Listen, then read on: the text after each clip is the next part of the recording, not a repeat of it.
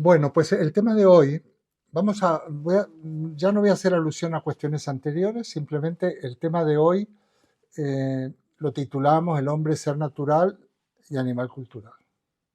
¿Mm? Con la revolución del método científico que se produce a partir de Galileo, Descartes y Newton, cuyos resultados son patentes en la crítica de la razón pura, la filosofía moderna da un paso decisivo respecto de la cuestión antropológica. ¿Mm? O sea, ¿qué quiere decir esto? Que el centro de la reflexión y el centro de gravedad de la filosofía y de la ciencia va a ser el hombre. En una de sus dimensiones, porque el hombre tiene muchas facetas, ¿no? El ser humano. Pero bueno, vamos a ver. Por otra parte, a partir se podría decir que se inaugura una etapa antropológica en la historia de la filosofía, análogo a aquella de la época clásica que comienza con los sofistas y Sócrates. ¿Os acordáis que durante unos siglo y medio, 2 siglos, el centro de la cuestión fundamental es la cuestión por la naturaleza, la cuestión por la physis, ¿no? Pues en este caso, luego pasa a la época el escenario va a Atenas, Sócrates, los sofistas, Platón y demás, Aristóteles, podríamos decir que es una etapa antropológica. Pues aquí pasa lo mismo. En el siglo XVIII, a partir del XVIII y a finales del XVIII y el XIX y hacia el XX, podríamos decir que es otra etapa antropológica con unas características muy interesantes que espero ser capaz de ilustrar, ¿no?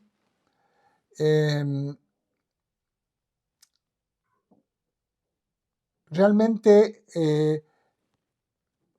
ya sabéis que la cuestión se va a enfocar, por un lado, desde el punto de vista de la crítica de la razón práctica de Kant, en el hombre como sujeto moral, ¿eh? Y hace todo un análisis de la ética, de la moral autónoma, de la moral heterónoma, pero básicamente lo que se profundiza es en la libertad como manera, como fundamento de la conducta moral. Si no hay libertad, las acciones morales no tienen ningún sentido para Kant. O sea, todo lo que tenga que ver con coacciones, si yo actúo coaccionado, eso no tiene valor moral. Y tampoco tiene valor moral para Kant si yo en realidad aquello que rige mi conducta es algo externo a mi propia voluntad. Por ejemplo, la búsqueda de un premio o la evitación de un castigo. Si yo hago algo simplemente para que no me castiguen o porque tengo el incentivo de que me voy a ganar un premio, pues no tiene valor moral porque, digamos, yo no he actuado por convicción, sino que he actuado por coacción, de alguna manera. No todas las coacciones son violentas. ¿No? ¿De acuerdo? Entonces, eh, a partir de aquí, uno de los temas que va a surgir es la concepción de estos los autores que voy a mencionar ahora, el hombre como ser natural. Me voy a referir sobre todo en el primer paso al caso de Marx, para quien luego hablaré de Freud, como mínimo en este tema. Y es un ser natural, ¿por qué el hombre es un ser natural? Porque emerge de la naturaleza. Ya sean, nos hemos alejado de aquellas concepciones creacionistas que consideran que el hombre fue creado por un amasijo de barro por Dios, luego la mujer de una costilla, en fin, este tipo de mitos bíblicos que son interesantes pero no dejan de ser mitos, ¿no? Entonces, no, el hombre es un producto de la naturaleza. Eh, todos estos pensadores van a estar relacionados, por ejemplo, Marx, un Darwin, un Freud posteriormente. ¿Qué quiere decir esto? Que emergemos de la naturaleza, que somos un producto de la naturaleza, que somos naturaleza. Esto será muy interesante a la hora de analizar y reflexionar sobre problemas actuales, por ejemplo, el cambio climático, por ejemplo, cuál es el papel del ser humano en la preservación de la naturaleza, que es la casa del hombre y la casa de todos los demás seres. de todos los seres vivos y de todo, realmente cuál es el papel del ser humano en esto. Bueno, esta concepción del hombre como ser natural, como parte de la naturaleza, como naturaleza, va a ser fundamental. Si no nos convencemos que somos naturaleza como cualquier otro ser que nos rodea, tanto animados como inanimados. Entonces, cumplimos una función dentro del equilibrio ecológico.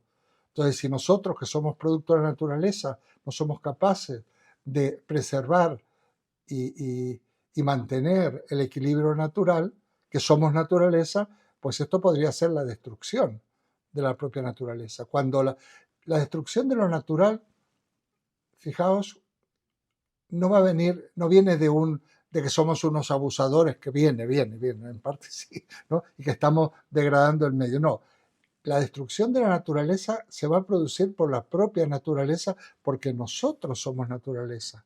Entonces, nosotros somos un engendro de la naturaleza, pero si nos torcemos, como en todas estas cosas, podemos ser auténticamente los que nos suicidemos. Muchas veces se habla del término de ecocidio, o sea, la naturaleza se suicida, se liquida a partir de nosotros, que somos una emergencia de la naturaleza. Por ejemplo, esto es muy interesante a la hora de explicar el tema del conocimiento. Cuando nosotros decimos, sí, conocemos la naturaleza. No, es que lo que pasa que la naturaleza se conoce a sí misma a través de nosotros, que somos una emergencia de la naturaleza.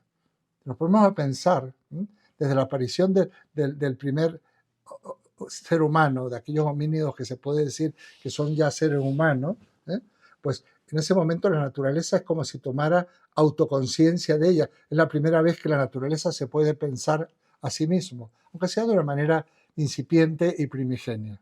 Entonces, esto es muy importante que ilustremos hoy en qué significa que el hombre es un ser natural. Mirad, el hombre es un ser natural, por un lado, como acabo de decir, porque emerge de la naturaleza. Ahí tenemos todas las doctrinas evolucionistas del siglo XIX. Pero también es un ser natural porque se realiza en y como, en y a través de la naturaleza.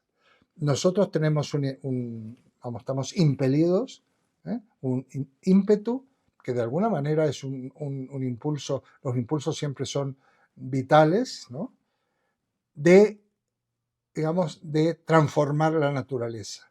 O sea, en el fondo lo que nos mueve es que intentamos sobrevivir, intentamos, digamos, mayor confort, mayor abrigo, estar a cubierto de peligro, preservar una serie de contratiempos e inconvenientes, pero para eso tenemos que transformar la naturaleza. Está en la naturaleza, están los medios para que nosotros podamos conseguir aquellos instrumentos, aquellos recursos para poder mejorar, por decirlo de alguna manera, nuestra vida, ¿no? Nuestra calidad de vida. Pero es que no podemos dejar de hacerlo. Sería como tener hambre y tener comida al alcance de la mano y no estirar el brazo. Sería como tener frío y no taparnos. Sería como llueve torrencialmente y no guarecernos bajo un techo o algo, o meternos en una cueva. O sea, estamos impelidos a eso. Y precisamente hay hombres desde el punto de vista simbólico, pero no se puede medir, pero realmente de alguna manera, dicen algunos metafóricamente, que la mano crea al hombre, que el trabajo ha creado al hombre, porque cuando el hombre, a través de las manos, también por supuesto a través de la vista, a través de los dientes, a través de todos los recursos que tiene en su cuerpo, transforma la naturaleza a su servicio, eso es el trabajo. Y aquí tendríamos una primera definición de trabajo. El trabajo se puede definir, yo estoy de acuerdo con esto, como la transformación creativa del hombre, de la naturaleza por parte del hombre. Yo le podría agregar la transformación creativa y dialéctica de la naturaleza por parte del hombre. Yo voy a explicar estos términos. O sea que cuando a través del trabajo yo con materiales que la propia naturaleza me brinda la voy transformando y creo objetos nuevos, estoy transformando la naturaleza, pero la naturaleza se está transformando a sí misma precisamente a través del hombre. Esto nos va a llevar a otro tema que ahora estoy poniendo unas bases de lo que vamos a analizar a partir de dentro de un rato, sobre cómo considerar, por qué en el trabajo, qué significa esta relación que hemos mencionado muchas veces entre trabajo libre y trabajo alienado o trabajo enajenado. Un poco decíamos la distinción, no tiene que ver, pero para éticas autónomas y éticas heterónomas, éticas, digamos, de la libertad y éticas condicionadas, ¿no? Pues las condicionadas en el fondo no es ética. El trabajo alienado o enajenado, lamentablemente, tampoco es trabajo en el sentido cualitativo específico del término. Desde luego el trabajo está en la naturaleza humana y por lo tanto en la naturaleza como un elemento liberador y un elemento creador, como un elemento que hace que crezcamos como personas. Pero si el trabajo nos convierte en esclavos, nos somete a todo tipo de penurias y a degradaciones, lógicamente va contra nosotros. Ese trabajo no nos gusta, no es el trabajo que realmente nos hace libres, no es el trabajo que nos convierte en seres humanos más completos. Entonces, esto nos llevará a que vamos a considerar, y lo vamos yo parto de Marx, pero avanzo en esto, ¿no? Yo tengo ya mis propias reflexiones incorporadas a este punto de partida. Es realmente el hombre a través del trabajo se humaniza. El hombre se humaniza a través del trabajo. También me gusta decir que a través del trabajo la naturaleza se humaniza y el hombre se naturaliza, porque cumple con su misión natural, la de transformar la naturaleza al servicio del hombre, esto es, al servicio de la propia naturaleza para conseguir la continuación del proceso natural. Puesto ya que hemos nacido, pues, y tenemos unas capacidades, no nos podemos, ¿qué vamos a hacer con ellas? Pues que al menos nos sirvan para destruir y para degradar a los demás. Bueno, entonces,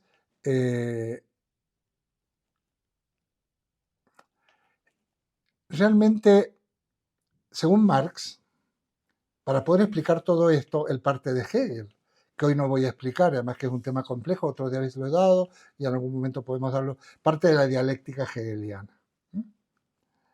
Y entonces, Hegel, que considerado, voy a poner simplemente el note, con el nombre de idealismo absoluto, considera que todo es idea, con mayúsculas, todo es pensamiento en el fondo. No es nada muy diferente de la relación que hay entre pensar y ser en Parménides, pero nos metemos en camisa de 11 varas, ¿verdad?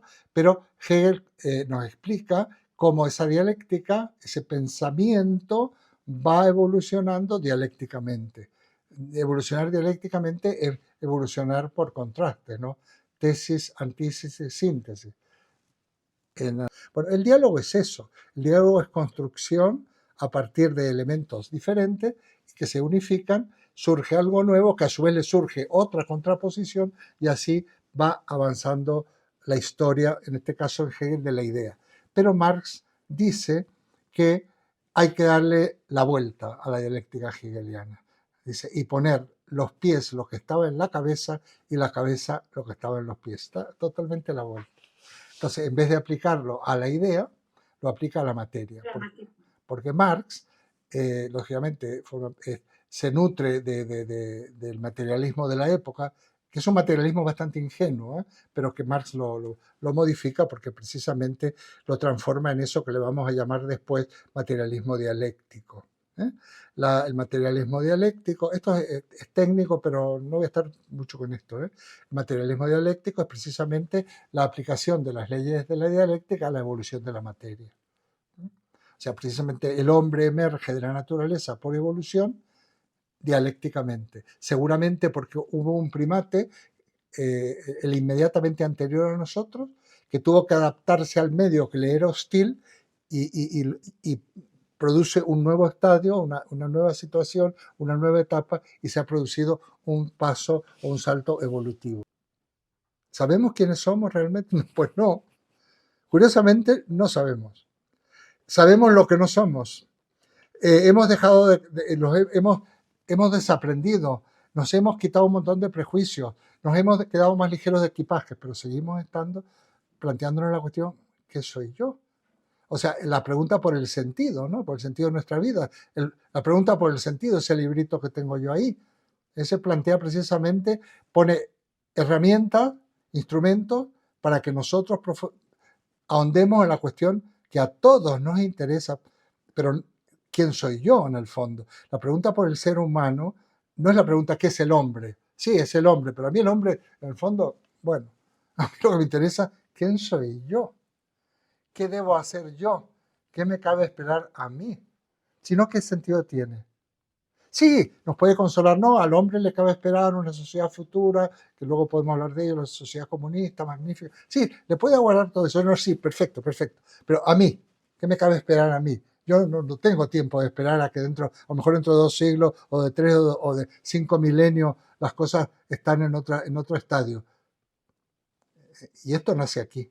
Esto nace precisamente, a mi modo de ver, por supuesto que hay bases anteriores, en el propio Kant, el propio Descartes, la famosa moral provisional, que casi no hemos hablado, las máximas de la moral, este año no la hemos tratado, o el propio Spinoza, ¿eh? La ética de Spinoza, que el subtítulo es demostrada de modo geométrico. ¿Qué querrá decir esto? Bueno, es interesante que Spinoza incluye una serie de elementos, empiezan a incluir cuestiones que tienen que ver más con otro aspecto de nuestra interioridad, que no es la pura razón, sino otras cuestiones que son las que nosotros, por ejemplo, últimamente yo estoy dándole vueltas a la espiritualidad y este tipo de cosas, ¿no? Una espiritualidad sin Dios, una espiritualidad sin religión, pero sin embargo una espiritualidad, porque los seres humanos somos producto de la naturaleza, pero así como la naturaleza ha producido este primate extraño que somos, esto todavía continúa. Otro día me comentaba alguien que había estado viendo un documental sobre el cambio climático y por lo visto, yo tengo que revisarlo. De repente, a raíz del cambio climático, no sé qué mutación se produjo y apareció el hombre.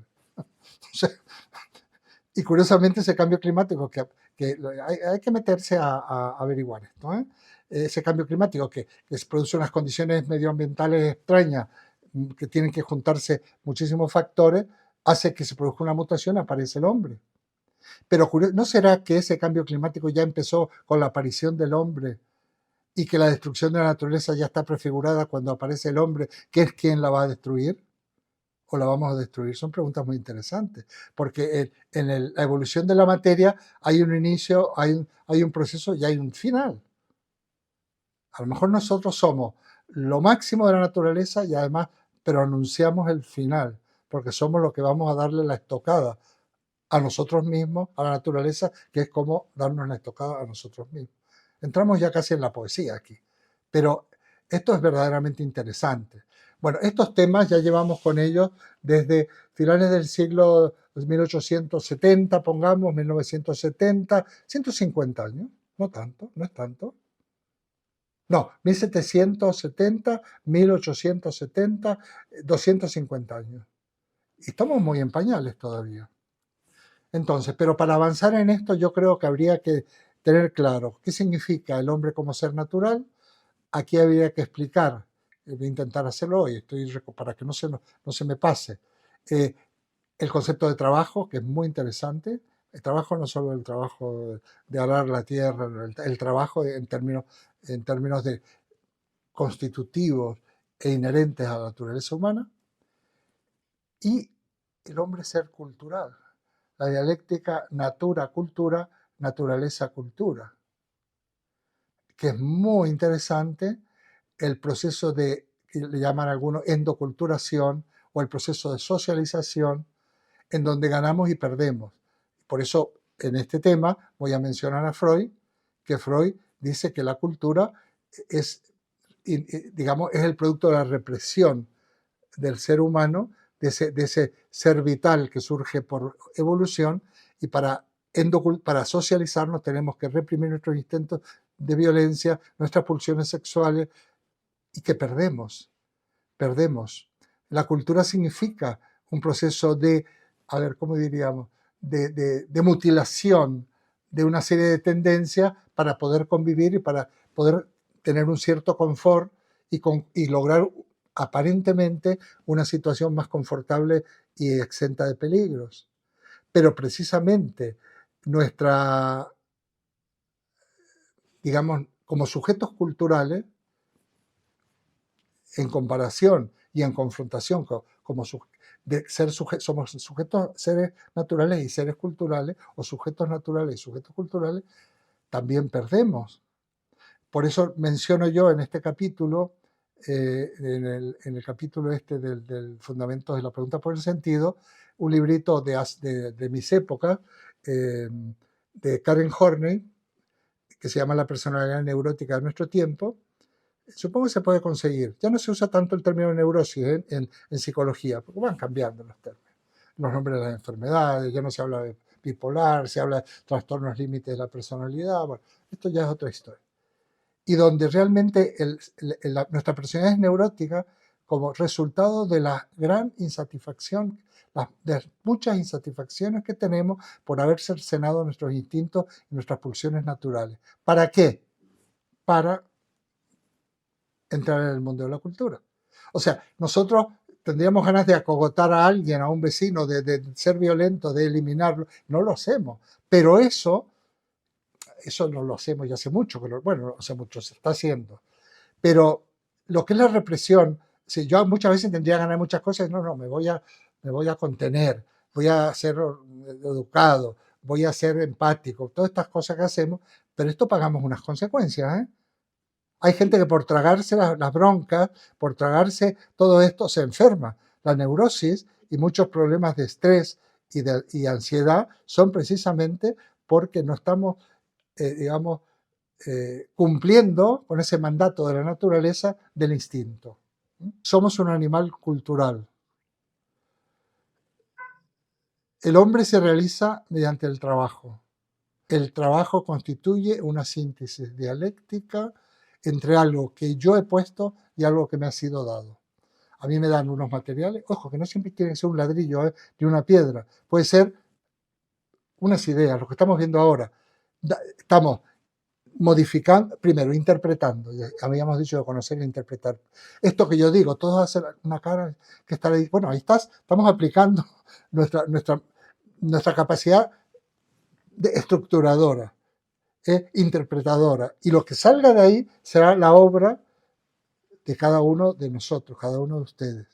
Los materiales, lo que yo he dicho, la forma, lo que ustedes están poniendo, esta capacidad interpretativa, y el producto o el resultado es la obra. Eso también es trabajo. El trabajo intelectual es trabajo.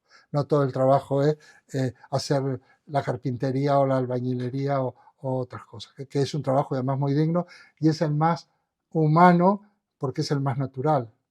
Construir cosas físicamente hablando con piedras, madera, eso es lo más apegado a nuestra naturaleza, pero también es lo más cultural. Aquí está la famosa imagen que yo he mencionado muchas veces de 2001, Odisea del Espacio, cuando aquel primate tira, aquel hueso empieza a dar vueltas, pum, pum, pum, pum, y después se convierte en una nave espacial. Fíjate, ¿qué hizo? ¿Transformó el hueso? No, lo utilizó. La primera transformación es utilizarlo. Y luego, como vamos desarrollando esa capacidad, porque nuestra inteligencia es muy práctica en el sentido de muy eficaz, pues mira, yo con esto le doy por la cabeza a otro ser y le parto el cráneo, pero si le hago, lo afilo, se lo voy a partir mejor, ¿no? Y voy avanzando y voy creando los instrumentos. Entonces, eso es el trabajo. Y eso nos hizo los seres humanos, algunos dicen, eso y que comíamos carne, que no éramos vegetarianos, que éramos carnívoros, pues ese tipo de proteína desarrolló también más nuestro cerebro. Esto ya van los científicos. Pero sobre todo que fuimos capaces de crear instrumentos. La mano hizo nuestra inteligencia, la mano construyó nuestra inteligencia. Hay una filósofa boliviana, Elvira Cusicanqui, yo la tengo mencionado en mi libro, con esta experiencia que tiene con las tejedoras, y dice, la mano sabe, la mano piensa. Esas mujeres que están en un telar creando de todo, desde arte, estética, colores, abrigo, confort, etcétera, la mano sabe, como la mano es sabia. ¿eh? Sí, probablemente nuestro más antiguo y más importante órgano de conocimiento sea la mano. Y la mano también es el tacto, y la mano también es la caricia, y la mano es muchas cosas. Entonces, mediante el trabajo nos realizamos como personas. ¿Qué dice Marx? Bueno, Marx va bastante. Marx, de alguna manera, es uno de los padres de la, ¿cómo es? De la filosofía política, ¿no? En el Capital y en otras, y de una economía aplicada política también. Dice, por lo tanto, si el hombre se realiza mediante el trabajo, que es transformación creativa y dialéctica de la naturaleza, el hombre es el dueño de su obra. Porque el hombre, cuando se observa en ella, se reconoce como autor. Y al reconocerse como autor, crece como persona, ¿no? Entonces dice Marx, esto es una metáfora, yo he construido esto. Esto es una percha que tengo que poner. He construido esto. Ah, qué bien. Y viene el capitalista y hace ¡tum! Y me pone un fajo de dinero. Digo, ¿dónde? Mi ser, que está proyectado en esta obra, ¿eh? Me es arrebatado y me cambia por tu dinero, que no es nada el dinero. No es nada. Es un signo, no es nada el dinero, porque tú dijeras oro, pero el dinero de ahora, que es papel y puro papel, y no digamos nada en Argentina, no es nada. Entonces, eso es, la alienación en el trabajo se produce porque el trabajo, según Marx, la alienación del trabajo cuando el trabajo no es libre, cuando es un trabajo que te hace esclavo y no te realizas como tal. Y esa relación se produce a causa de la propiedad privada de los medios de producción. Si tú no tienes la tierra, tendrás que trabajar para el terrateniente. Por lo tanto, le estás dando de ganar al propietario de la tierra que no trabaja. Sí, su trabajo puede ser controlarte a ti, ver dónde pone la plata, si lo cambia en dólares, pero no trabaja, no produce. Entonces, para Marx, la única solución para que el ser humano se pueda desarrollar en la dirección del trabajo libre es la abolición de la propiedad privada de los medios de producción. Ojo, propiedad privada de medios de producción. No de tu cepillo de dientes, ni de tu coche, ni de tu ropa, ni de tu casa, no, de los medios de producción. Las propiedades normales que tenemos los seres humanos no son medios de producción. ¿Medios de producción qué son? Las fábricas, la tierra. Bueno, algunos son dueños hasta de ríos y de playas. En España las playas son públicas, pero hay países de Europa donde las playas están valladas, son de alguien y tienes que pagar para entrar. Aquí no, como en Argentina, no, para ir en Mar del Plata o otro sitio de la playa no tienes que pagar. Hombre, si te quieres ir ya a un country donde tengas piscina y tengas no sé qué, bueno, ya pagas. ¿eh? Los ríos no son de nadie en los países nuestros. ¿eh? Pero hay gente que quiere que hay lugares donde son dueños de los países. Hay lugares donde los grandes capitales son dueños del agua potable, porque el agua está envenenada. ¿eh? En fin, todo lo que tiene que ver con medios de producción, tierra y fábricas. Aquí en España en un determinado momento se puso un impuesto al sol. El sol no es de nadie, pero como el sol le quitaba ganancias a las eléctricas con los paneles solares, a los que ponían paneles solares les salía muy mal, no, les salían caros, pero sobre todo les hacían los impuestos por tener los paneles solares. Esto es simplemente para proteger los intereses del capital en las eléctricas. Y le llamaron impuesto al sol. Yo no sé ahora en qué situación se encuentra. Claro, y estos viajes que se están haciendo a la Luna y a Marte, ¿creéis que son puramente científicos? Son porque lo van a vallar, van a poner entrada y van a cobrar. Vas a tener que pagar para entrar, ¿no? Entonces, bueno, el capitalismo tiende a apropiarse de los medios que son de todos para explotar a la mayoría. Por eso el capitalismo es una doctrina, según yo, Eduardo Agüero, radicalmente perversa. Y no voy a entrar en temas que ya hemos hablado, ¿eh? Pero cualquier solución de la situación de una sociedad basado en los principios del capitalismo está condenada irremediablemente al fracaso, ahora o dentro de 200 años. Porque el capitalismo lleva a la muerte, lleva a la muerte. ¿Por qué lleva a la muerte? Porque lleva a la guerra. Porque lleva a la destrucción de los servicios públicos y la gente se muere. Se muere porque no es atendida, se muere en la puerta de los hospitales, porque si no depositas no sé qué con tu tarjeta y te has muerto en la puerta. Entonces, es muy importante saber para desaprender, ser capaces de decir, bueno, pero entonces yo estaba totalmente equivocado. Entonces, esto es muy importante. Entonces, el trabajo libre es aquel. ¿Y esto cuándo se va a conseguir? Según las doctrinas clásicas del marxismo, la abolición completa de la propiedad privada de los medios de producción va a ser cuando triunfe la sociedad comunista. La sociedad comunista no ha triunfado nunca, ni aunque estuviera Marx, no, en la Unión Soviética, no, porque hay un paso entre el capitalismo y la sociedad comunista que se llama socialismo, que es un paso intermedio. Pero el socialismo tiene otras características, es el camino hacia, pero no es el comunismo. Bueno, entonces, esto está, se puede leer también por ahí en algunos de los... Tengo algunos textos en otros de mis libros, se habla del trabajo enajenado, los filósofos y sus preguntas, o filosofía y terapia. Hay algunos textos, hay un capítulo dedicado al trabajo y desarrollo un poquito y sobre todo pongo textos para pensar estas cosas. Yo recomiendo leer los manuscritos de Marx, manuscritos llamados económicos filosóficos, se lo conoce como la etapa del joven Marx, los primeros que escribió Marx antes del Capital y todo aquello, que son pura antropología filosófica, pura filosofía.